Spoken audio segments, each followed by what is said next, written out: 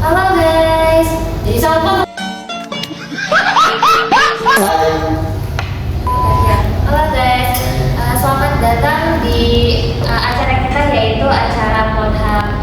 Nah kali ini bersama aku Zakia. Nah hari ini nih kita bakal ngebahas tentang isu sosial yang terjadi di masyarakat nih. Kan lagi marak-marak ini banyak banget kasus tentang yang sangat memprihatinkan kan di lingkungan sekitar kita, apalagi di era sekarang ya, ya. Nah, dengan topik yang sangat istimewa pada hari ini, di sini kita sudah menghadirkan salah satu narasumber yaitu teman saya, yaitu Gabriel. Halo Gabriel, selamat datang di Podham. Ya.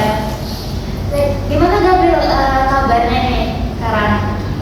Alhamdulillah baik. Lagi sibuk apa sekarang? Kalau sekarang lagi sibuk ngerjain UTS doang. Oh iya.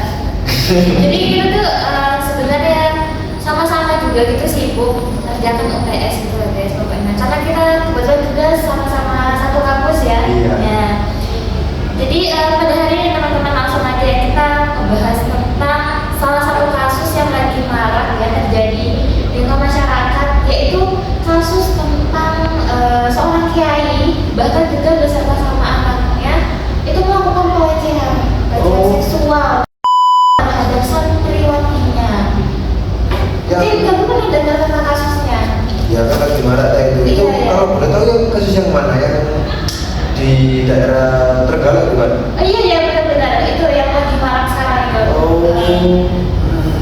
Nah jadi itu kan kasusnya ngebahas tentang seorang pemimpin pondok pesantren yang ada di Trenggalek ini melakukan pelecehan seksual terhadap salah satu santriwatinya. Nah,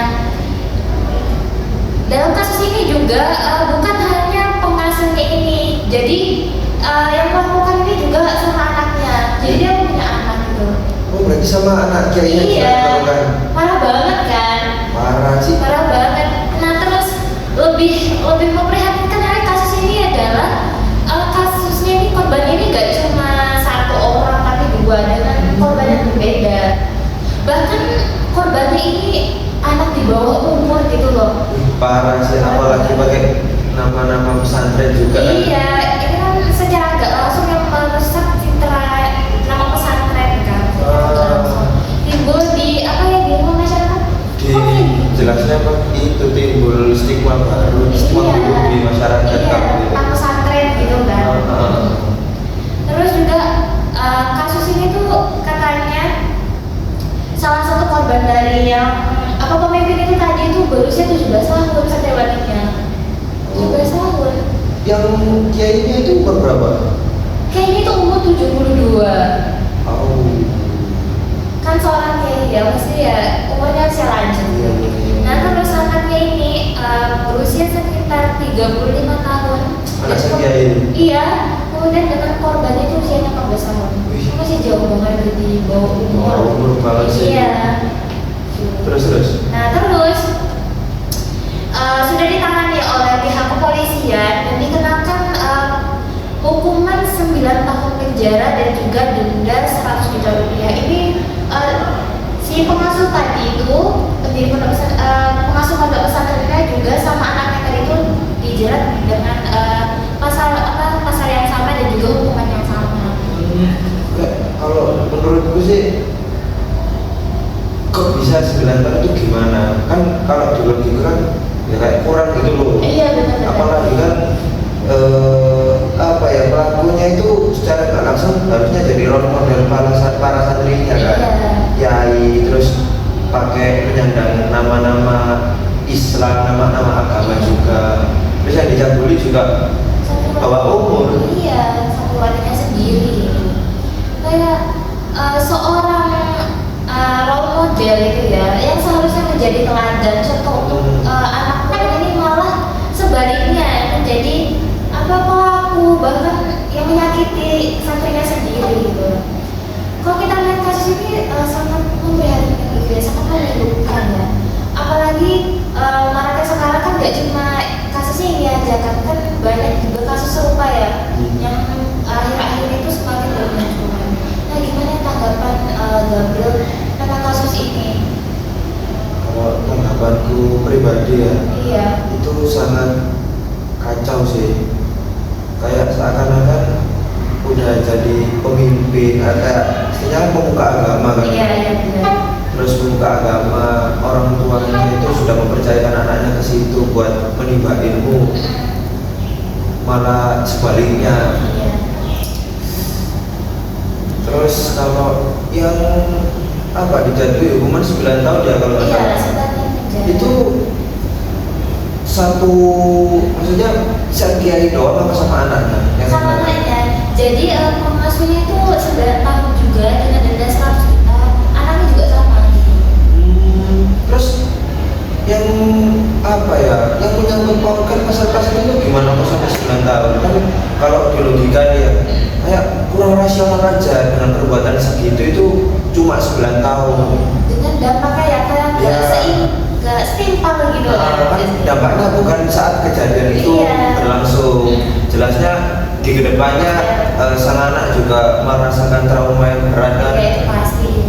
Merasakan trauma, terus merasakan gelisah, pastinya efek banget di masa Iya. depannya. Jadi kayak 9 tahun itu kurang gak sih? Iya, aku mikirnya juga setuju ya teman-teman. Tapi berkaitan dengan pasal yang diberikan kepada pelaku itu kan juga berkaitan dengan tentang undang-undang perlindungan anak ya, sudah sesuai dengan undang-undang perlindungan anak, yaitu tentang pencabulan tadi dengan kurungan penjara paling berat tadi ada yang sampai 15 tahun ya. 15 tahun. Iya, 15 tahun. Kemudian juga katanya ini dalam kasus ini tadi itu kenapa sampai kayak ringan itu salah satunya karena si pelaku ini merasa bersalah gitu kan, merasa bersalah dan mengakui perbuatannya. Nah kalau misalkan bicara tentang diringankan karena dia merasa bersalah dan mengakui ya, bukan kan kayak kalau misalkan cuma sekedar mengakui sampai dikurung hukumannya tuh kayak Kurang sukses banget sih. make sense gitu dengan pengurangannya itu. Seharusnya mungkin dia bisa berjanji ke depan, nggak tahu kan kita di belakang dia bisa ngaku untuk kembali gitu kan. Benar. Gimana tuh? Iya sih, kalau dari aku setuju sama statement tadi, kayak kurang dengan keringanan tersebut kan. Kalau dari pasal-pasalnya kan Iya. 9 sampai 15 tahun kan ya. Terus dengan dengan dia mengaku dan berjanji tidak akan mengulanginya, kok bisa sampai cuma 9 tahun doang gitu loh. Pengurangannya kayak hukuman minimal lah paling kecilnya. Terus nggak ada itu kayak pasal-pasal lain yang menyangkut pautkan itu selain perlindungan anak. Kan itu juga buktinya lagi dikumpulkan ya, maksudnya siapa tahu ada kejahatan lain yang dilakukan oleh pelaku tadi, jadi dikumpulkan buktinya. Masih diperiksa ya, takutnya ada melakukan pelanggaran lain selain melakukan kejahatan tersebut. Nah terus juga yang memberatkan dakwaan kepada si pelaku itu dia tuh melakukannya setiap hari, bayangkan setiap hari. Jadi dia dengan alasan dari memanggil si korban ini. Contohnya misalkan kita jadi sampai kayak disuruh kiai gitu kan pasti manut ya gitu kan, manut ikuti, oh iya dipanggil dulu gitu kan. Nah dengan kesempatan itulah jadi si pelaku ini mencabuli korban gitu. Jadi itu setiap hari. Iya setiap hari. Kalau boleh tahu waktunya itu berapa bulan atau berapa tahun mungkin melakukan hal tersebut? Itu sekitar hampir ini hitungan bulan ya. Jadi dari sini juga pasti sebagai korban itu merasa takut gitu kan untuk melaporkan, dan apalagi ini kan diancam ya oleh pihak pelaku, masih diancam kalau misalkan melaporkan bakal disakiti atau gimana gitu kan, itu kan pasti ya gitu. Sebagai satunya juga masih merasa takut, aku nggak mau, tapi ya aku nggak punya keberanian gitu buat melaporkan gitu, kalau makin tambah diancam. Terus juga anaknya ini juga melakukan sama bejatnya sebenarnya, dan parahnya kayak dalam 5 kali dalam sehari. Wih, yang Gusnya itu. Iya, dengan korbannya berbeda lagi nih, bahkan lebih di bawah umur ya, dengan usia 15 tahun. Ya. Terus yang anaknya Gusnya tadi itu juga melakukan pengancaman apa enggak? Melakukan pengancaman juga ya, karena kalau dilihat dari kasusnya ini kan udah lama kan, sampai 2002 ini, otomatis secara nggak langsung pasti diancam. Dan saat ini kan merasa takut ya, nggak punya perlindungan di belakang. Dan dia mengaku ini, kalau misalnya aku melaporkan ada nggak ya perlindungannya aku di belakang gitu kan, pasti dia mikirnya ke situ. Sehingga dia merasa nggak punya perlindungan di belakang, melindungi dia dan melaporkan hal tersebut. Jadi dia belum berani melaporkan sampai sekarang, sampai kasusnya itu terungkap gitu pada akhirnya. Ya, harusnya kan kalau misalkan pengancaman ya, harusnya dengan adanya pengancaman atau tindakan fisik mungkin harusnya kan bisa memberatkan hukumannya itu. Iya, harusnya kan lebih memberatkan hukumannya lagi ya. Tapi sesuai dengan pasal yang sudah dijatuhkan tadi ya, pasti kayaknya juga sudah diadili secara seadil-adilnya ya. Tapi kita kembali nih ngebahas tentang setelah kasus ini, dan juga semakin banyak muncul ya kasus yang serupa hal terjadi gitu kan di luar pesantren kan terutama. Jadi ada cara nggak langsung ini merusak nama baik pesantren. Nggak cuma pesantren doang sih, agama juga. Iya benar, iya setuju. Jadi kalau dilihat dari banyaknya yang terjadi, menurut Gabriel yang kira-kira kurang ini apa sih kesalahannya? Harusnya sih bagaimana sih kita memperbaiki ini gitu.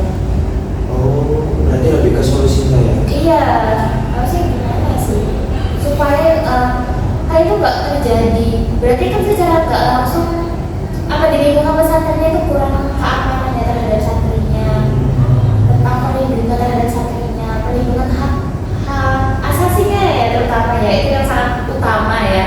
Perlindungan yang sangat kurang. Bisa dibilang lingkungan pengurus-pengurus dari pondok ini kurang memberikan perlindungan serta mengawasi lebih intens gitu ya. Gak cuma santri ya sedang diawasi, tapi pengajar-pengajarnya juga. Karena dalam melihat kasus ini, berarti gak cuma dari santri yang beresiko, tapi juga dari pengajarnya gitu kan. Iya sih benar. Ya. Gimana nih Kak dari Gabriel? Kalau menyangkut masalah seperti itu nggak bisa dipungkiri, lagi-lagi itu masalah mindset. Kan kalau di pesantren itu seperti yang kita tahu mengadakan prinsip barokah. Nah, dengan adanya hal itu mendorong hawa nafsu seorang kiai atau seorang pengajar yang mungkin memiliki kuasa lebih tinggi gitu loh. Jadi mendorong perbuatan yang penyelewengan banget gitu loh. Iya. Itu lagi-lagi masalah mindset sih. Mungkin kalau dariku ya itu mungkin pembenahan mindset sih dari segi korban maupun pelaku. Iya. Jadi si korban ini tuh tahu gitu loh mana yang namanya pelecehan, mana yang namanya barokah. Jadi nggak serta-merta menyampaikan keduanya itu. Berarti kurang edukasi juga ya. Kurang edukasi juga. Tentang komunikasinya nih ke santri-santrinya kan.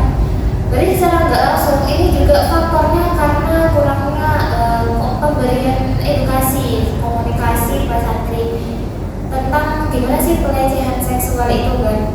Karena secara nggak langsung kurangnya pengetahuan santri ini tentang hal itu tadi menyebabkan dia ini secara nggak langsung nggak tahu gimana sih kalau tentang pelecehan seksual itu, sehingga dia tuh kiranya itu wajar-wajar aja mungkin ya secara nggak langsung karena ini guruku gitu loh ya kan, karena ketakutan hormat kepada gurunya ini tadi. Terus selain edukasi ya yang mungkin perlu diperhatikan komunikasi komunikasi seorang anak terhadap orang tuanya. Itu kan kayak tadi sempat terjadi selama beberapa bulan tuh, kayak si anak ini mungkin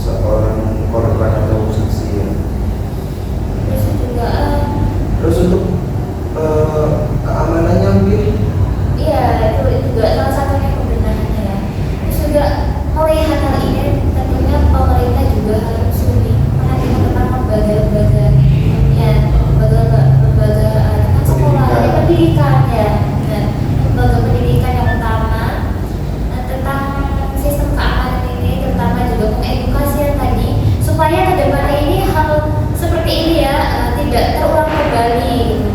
Peningkatan keamanan terhadap pengajarnya, pengasuh-pengasuhnya, dan juga santriwan-santriwatinya gitu. Mungkin kalau boleh menambahi ya, harusnya setiap pondok itu kan jelasnya bisa kalau santrinya yang laki sendiri, yang perempuan sendiri. Nah, kalau bisa itu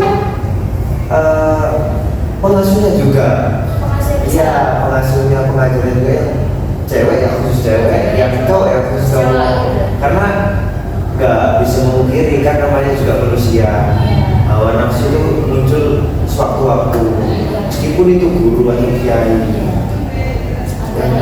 Mencegah ya, sebelum itu terjadi kita harus mencegah salah satunya.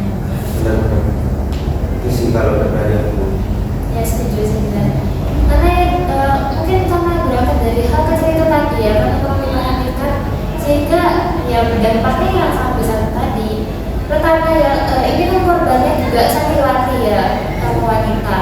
Mungkin seberat-berat apapun dihukumnya dengan pasal pidana itu berbeda dengan dampaknya ya, psikologisnya itu ya. Perbandingannya dengan hukuman dan dampaknya itu lebih tinggi, kayak jauh banget Pak. Masih. Dengan saya sendiri sebagai wanita merasakan gak setimpal gitu, maksudnya gak sepadan dengan yang dilakukan oleh pelaku terhadap si korban. Pasti dengan di posisi sebagai korban itu apa ya, terus sangat bertanya ya, psikologisnya masih trauma yang sangat berat gitu, trauma dalam ketakutan itu sih, terus juga masa depannya terutama apalagi perempuan. Gimana kalau kasus kayak ini sih perlunya pembenahan ya, perbaikan terkait lembaga tadi juga yang harus sangat diperhatikan oleh pemerintah sekarang ya, terutama di lembaga pendidikan agama juga. Ya sekarang ini maraknya pada lembaga pendidikan agama, terutama di pesantren ya, yang mungkin kurang terlihat seperti itu, kurang diperhatikan. Ya, itu tidak enak itu ya, kasus seperti itu.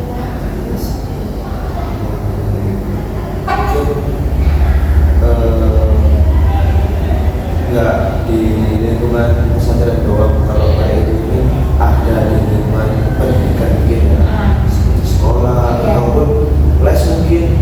Iya bisa jadi sih kemungkinan. Kalau misalkan sistemnya dibiarkan tetap seperti itu, kayak edukasinya kurang, komunikasinya kurang, terus sama pencegahannya itu loh kurang. Mungkin nggak cuma di pondok pesantren doang, akan terjadi di lingkungan seperti sekolah ataupun bahkan les. Iya. Ya sangat mungkin pertama anak juga umur ya sangat rentan sekali. Rentan banget. Terjadi kasus-kasus seperti ini ya, harus ditekan lagi perlindungan. Gitu ya pembahasan kita pada hari ini ya, benar-benar sangat mengedukasi. Benar-benar.